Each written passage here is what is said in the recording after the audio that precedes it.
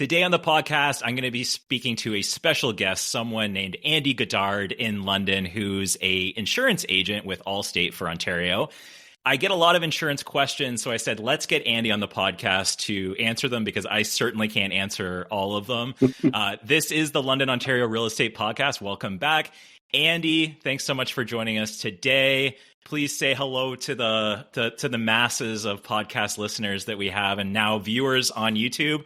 Make sure you subscribe on YouTube as well, please. I was told I have to ask that way more often by everyone that I talk to. So, Andy, tell me a little bit about yourself and what you do for work.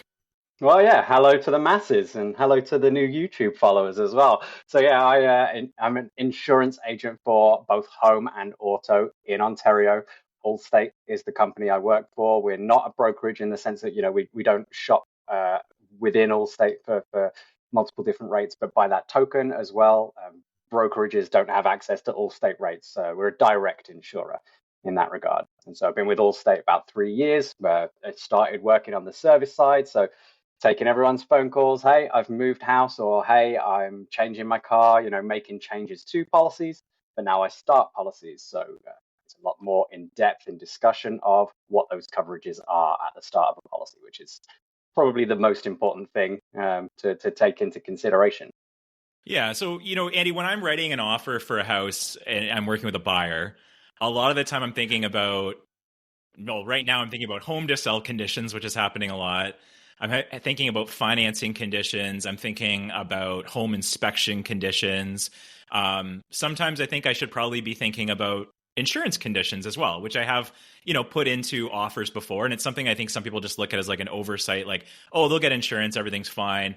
But what are the kind of red flags and things that you're seeing that someone should watch out for if they're buying a house? I know, one of the things I hear about, and I could be wrong on this, but is wiring, like aluminum wiring is a big one. Tell me about, what are the concerns that you're hearing about, or something that might stop someone from being able to move forward with a deal? You're absolutely right there on the wiring. Aluminium wiring, which I guess was very common for a couple of years there in the 60s, has some negative aspects to it, and it is considered more risky than copper wiring. Some insurers won't touch it. Other insurers will take it sort of under certain conditions. I think right now, and this is always changing, so it can differ. Right now, we're taking aluminium wiring at Allstate. If you have an electrician's inspection on it within the last 2 years, confirming that it's all good. Copper wiring is obviously the one that pretty much any insurer is going to take it unless it's something specifically looking at high risk. Knob and tube wiring, though, is obviously massive red flag. Yeah, thumbs down on that completely. And there are homes of that kind of age that do have knob and tube wiring, or at least still remnants of it here in London, obviously. I'm sure you've seen many of those homes yourself going in and out of areas like Old South or the Blackfriars area, that are sort of older areas in town. And that's certainly going to be a big no-no for almost all of the mainstream insurers, the knob and tube. But yeah, aluminium, something to be aware of, because although it is in a lot of homes in London, not every insurer is going to take it. And if they do, it could increase your premium that way. Yeah. So like something I've been telling my clients is like, make sure that when we're in that conditional period that you're making sure that you can get insurance, and also the insurance rate isn't astronomically expensive for something that you have. Like the ones that I always face is, I mean, it's a concern for everyone, but water in your basement is probably not a good thing. And I mean, we've seen a lot of that in the London area over the last, really several months. There's been a lot of water in people's basements, and it's been, unfortunate to see that. Obviously, this is why you want to talk to an insurance professional like yourself. And I will say for the podcast too, like, every situation is different. So we have to, this podcast is more about, let's inform you about things to watch out for, and then, get the professional advice that you need along the way. But I think some people just didn't think about insurance. They just thought, oh, it's fine, I'll get insurance, everything's going to be fine. But then they thought, okay, well, there might be a massive issue here. So that's kind of the things that I'm seeing, quite a bit. So like when we're looking at a house, and then you're saying, okay, I need to get a quote for insurance. What's the typical process like for that? Like, we should probably have some idea of the age of certain things in the home. I'm always, questioning this. Is it the buyer's responsibility? Is the seller's responsibility? I know this is like real estate discussion here. But sometimes I ask the seller and they're like, I don't know how old the plumbing is in the house. Right. So like, how do you approach that? Like, what are the kind of things that people should be prepared for if someone gives you a call and says, hey, I need to get insurance on my house? Yeah, so we've mentioned electric, obviously, and talking about plumbing, those two things, if there hasn't been a known full upgrade of all the wiring and all the outlets for the electrical and the panel, and for the plumbing, if there hasn't been a known upgrade of all the plumbing in the property, we go with the original year of the home. Um, Typically, so a lot of homes from sort of the 60s, 70s in London. And if you maybe it was upgraded in 2010, but if you don't know that, it's just going to go down as the 60s. And relatively speaking, that's not necessarily going to have the highest impact on your premium. But there's many other things that do factor into the rate, and particularly for existing home buyers who are maybe buying a new home. You got to be aware that actually maybe your current insurance provider isn't going to be the best option for you for your new home. Different insurance companies have a different appetite for different parts of the market. They might want certain types of homes. They may see, townhouses might be a preference for a particular company and they get preferred rates. Detached homes might be a preference for another company and they might get preferred rates based on that.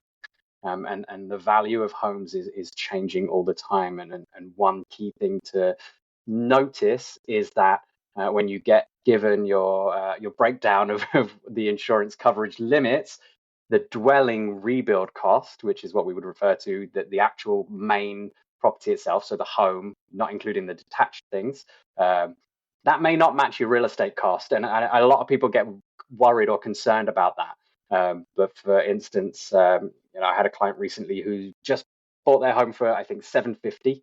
The rebuild cost of the home was coming in the 500s, and they were concerned, like, hang on, I've just bought the home for much more than that. Yeah. But it's actually about rebuilding the house, not the overall property price. It's not necessarily matched to real estate prices.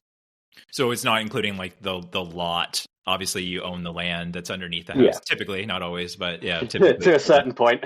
Yeah. To a certain point. Yeah, that's something to think about. I think as well as we kind of get into these insurance questions. Andy, I know you're not the ruler of the insurance industry, but I've had clients mention to me that insurance premiums seem to be going up. Like one of the things that I've noticed, and I don't know if this is related in any way, but there's been a lot of flooding obviously happening in London over the last, say, year or so. Why is that happening? I guess is my general question. Why are premiums going up, but we're getting the same coverage, we would think, right? Yeah, I mean, you've hit the nail on the head with one of the aspects is claims are up, and that's based on weather. Like you said, we have had a lot of flooding recently in Ontario. I mean, those pictures coming out of Toronto were quite something else. Yeah. And not only in Ontario, though, so even though sort of your policy is regulated provincially, all of Canada really pays for all of Canada's claims, essentially. It's a little bit more nuanced than that, but in general, there's massive wildfires out in Alberta. Jasper obviously got hit really hard, and BC is quite prone to that as well. And so where these catastrophic weather-related incidents are increased, there's a higher number of claims across the country. That really does drive up people's premiums. Is how are companies going to pay out those premiums? Well, there's also something called reinsurance. That's a topic for another time, maybe. So insurance companies have insurance on the payouts that they do, but the majority of the payouts come from people's premiums. You and I, we have home insurance. We pay a little bit into a large pool, and then the claims essentially are paid out from that pool. So claims obviously is one aspect of the increase, and sort of as a knock-on effect of that, the cost to repair and the labor that goes into repairing homes is then more, simply because we've seen huge inflation really over the last few years in Canada. Obviously, everything comes at a premium. The one really easy thing to point at is the wood prices during COVID, when everyone was, going to build their home decks, and then their quotes that they did have, then they had to pay sort of double, maybe even triple in some instances for that, what they were originally quoted. And that's really it. It's the price of materials, the price of labor on repairing everything, is really only increasing over time. Unfortunately, yeah, the claims of the fewer do pay. We are paying that through the premiums of the many. That's unfortunately just the nature of how insurance works in Canada. Yeah, I mean, I'm not blaming you, Andy, for all of our problems, but I mean, I do think, it's just something that I kind of hear a little bit about as we're going through this process of getting someone home insurance. So, one of the things that if you haven't bought a house before, maybe you haven't bought a house in a long time, one of the things you will need before you purchase a house, if you have a mortgage, is insurance. So I think one of the things that I've learned about this conversation so far is that we need to make sure that we ask those questions in advance of potentially even putting in an offer if there is going to be a potential red flag for insurance. Or, hey, you're in conditional period. Let's just make sure you call the insurance company like yourself, get a quote, make sure that you're okay with that before you firm up your deal. And I think that's something that I've seen sometimes is like, okay, you have a house closing. Okay, what's the age of this? What's the age of this? It's like, okay, we could have answered these questions, a little bit a while back. And that's something the lawyer obviously always asks for. But as a real estate kind of generalist here, I do kind of try to remind my clients, make sure you get insurance, make sure that you call and get that kind of in place. And I think something I can probably, do even more is make sure that those people are having that conversation again well in advance of when we're doing that. Andy, I'm curious, like, is there any like ways to save money on your insurance? I know, you get the quote, but sometimes I hear about like I went to Western University, so I get like a quote, I get a better quote at certain insurers, or if I go to a certain, a certain association or something that you belong to. What are your kind of, any tips around that, or some way that someone can save money on their insurance premiums? I'm always curious about that. Yeah. And one thing that you mentioned sort of in there as well was about mortgages, and that lawyers want you to provide it so that they can then also provide it to the mortgage company. A lot of lawyers are now actually stipulating that you need insurance on the home. They won't close a home without insurance, even if you don't have a mortgage. Oh, so that that's makes one sense. thing worth noting. Yeah. I think it's a liability thing really on the lawyer's part. I mean, I don't know the exact reason, but my guess is, they don't want to be liable for not having recommended or not having told you to get insurance on that property. And I mean, if you own a $700,000 house and you don't have insurance, even if you don't have a mortgage, I mean, that seems a little silly to me. But hey, I just always think about that. So, okay, sorry, thanks. Really agree. Yeah, well, then as a knock-on effect of that, when you do end up paying your mortgage off, if you end up paying your mortgage off, it's a tough one, but most insurance companies do have a mortgage-free discount, or maybe in reverse, you pay more if you have a mortgage on the property.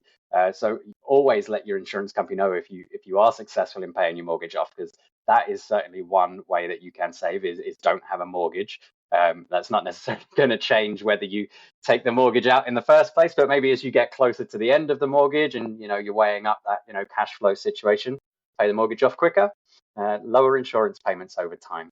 Other ways that you can save, group policies like you mentioned. Western have preferred rates at some insurance companies, Fanshawe, workplaces. So I know that there's maybe like 20 or so workplaces in London that I can think of off the top of my head that have a preferred rate with Allstate. And there's provincially, not just in London, but because it's regulated provincially. So I could write a policy for somebody that has a group in Ottawa, even from where I sit at my desk here in London, or my home desk in London.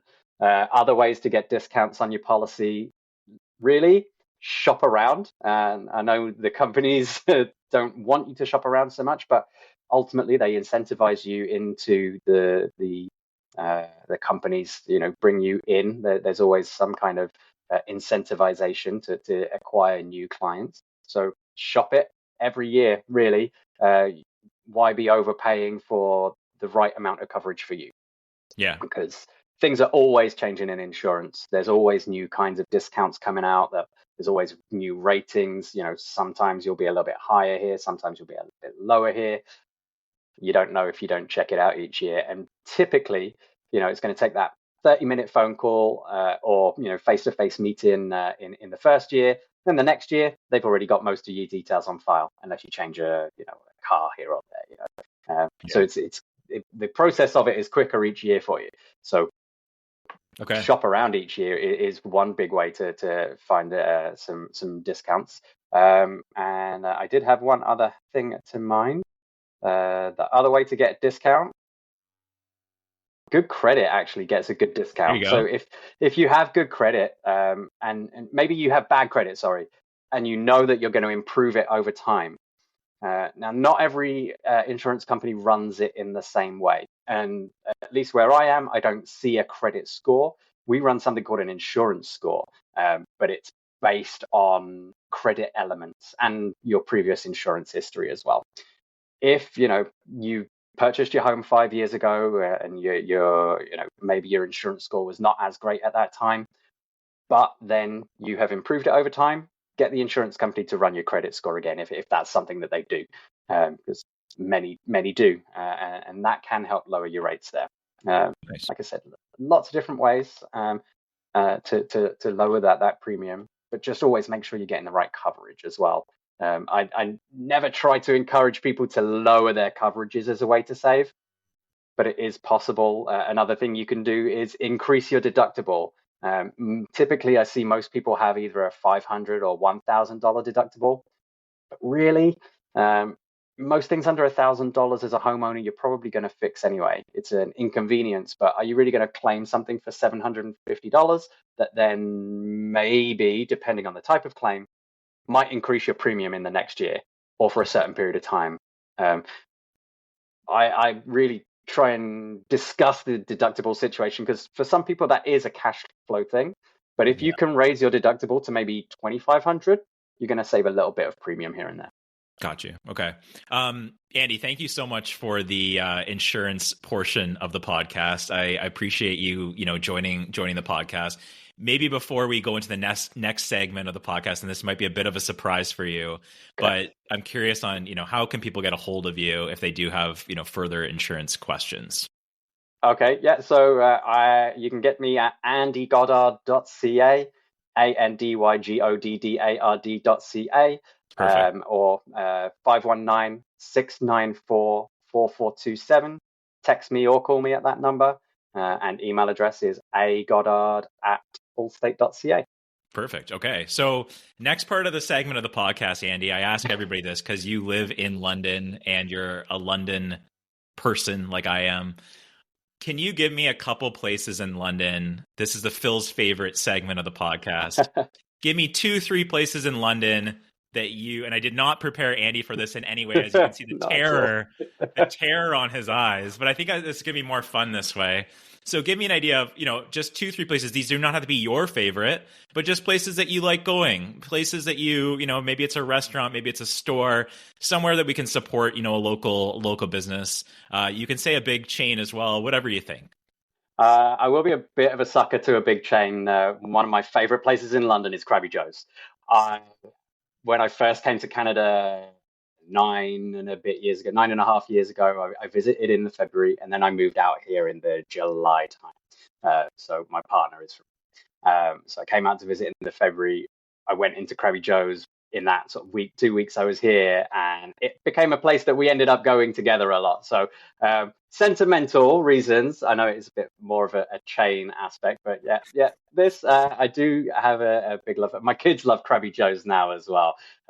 This is not an endorsement for Krabby Joe's. Let me think of some local. Krabby Joe's is awesome. I have no issue with it. I think it's a great one. I love going. I go there. It's awesome. Yeah. We used to do when we first were still dating before we were engaged and married now, but we used to do the Krabby Joe's downtown, followed by on a Tuesday for wing night, followed by Cheap Tuesday movie night at City Plaza there as well. So When you could go It's to movies. I feel like now that I have a kid, I can't go to movies anymore. I'm like, I watch them on the internet pretty much. I watch them on like Netflix. That's the yeah, option that I have. Disney Any Plus. others you want to share with the podcast viewers here? Um, Trying to think of some of my favorites. My favorite place for shawarma is Beirut Bites on Wellington. It's right by the Allstate office, so I go in there frequently for lunch. But Shadi, the owner in there, great guy. He's the kind of guy who I walk in and he's like, you want a chicken on a Saj bread? Yes, I do. Yeah, that personal touch. It is the best shawarma. I love that place. Bites on Wellington. The What else locally do I love? I mean, I love just going to Covent Garden Market for a walk around. Obviously, real local place. So, we used to live downtown, and again, maybe it's just me being sentimental, but we used to live right by Covent Garden Market. Maybe about 9 years ago, maybe. About 8 years ago. Yeah, I've been here 9 years. Yeah, 8 years. Covent Garden Market, I love that place. The tea house, they do a really nice tea blend that I love. Obviously, as a Brit, you could Your hear it in the accent. So coming back. Yeah, the tea house there does a great. That's awesome. Duke of Earl. It's a nice blend. Love that one. That's awesome. Thanks for sharing. And I have to ask you one more question before we leave the podcast for today, Andy. Did you get the Oasis tickets? I know we're big. We're all big Oasis fans. Are you going to go back to your home country and go see Oasis? Counting myself very lucky, yes. I did get up whatever ridiculous o'clock time it was. I did nudge my wife. I was saying, get on and get the tickets. And she was trying to get on and nothing was loading for her. But I was up a little bit before her. I was about 1,000th in line, I think. I managed to get 2 Oasis tickets for Wembley next year. So, as long as we can now afford some flights after paying Ticketmaster prices, we'll be going to England to see Oasis half the world away. Well, that's amazing. Well, congratulations on that. That's I'm a little jealous. I'll be very honest with you, but you'll have to I'll live vicariously through your Instagram on that one. Absolutely. Andy Goddard, thank you so much. If you have insurance questions, again, I will put the Andy's contact information in the show notes. Again, this is the London, Ontario Real Estate Podcast. My name is Phil Bailey. I'm a real estate agent in London, Ontario with the HouseSigma team. If you have any questions for me, just a question, a idea for a future podcast, text me 226-977-2348, or you can check out and learn a little bit more about me at philbailey.ca. Thanks, Andy, for joining again, and I hope you have a wonderful day, everyone. Take care. Thanks so much for having me, Phil.